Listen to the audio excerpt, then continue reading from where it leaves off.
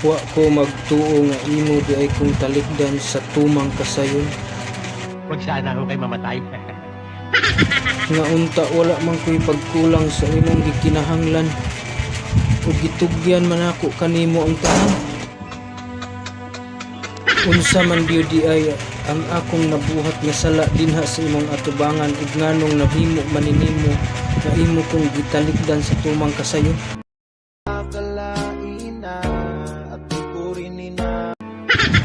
Wa ko nagdahom nga inani di ang pagasangkuan sa atong mga saad nga walay katumanan.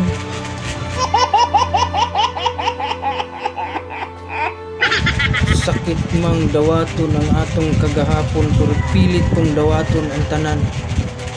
Ug karon na di ay nako na realize nga ang imong gugma duwa ra di ay ang tanan. Kay sa imong gugma nga duwa dinha nako nakatunan ug unsaon paglig-on ang gugma nga way kapuslanan. Huwag sana ako kayo mamatay. Kay ang imong gugma nga walay kapuslanan mahimo di ang leksyon sa akong baruganan. Hindi ako Kay sa imong gugma nga walay kapuslanan diri ko nakakaton ug ang gugma di ay pwede ra di ay duwa-duwaan. Ug igo ra kon mong gipatuo sa imong gugma nga wala di ay kapuslanan. Huwag sana ako kayo mamatay. Ug karon nibalik ka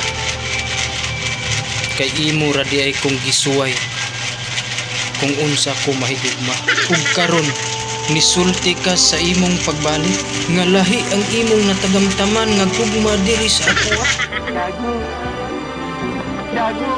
Gago. Gago.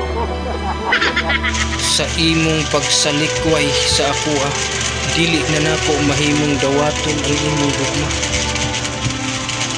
Tungod kay sa imong pagsalikway sa ako gikalimtan na nako ang tanan.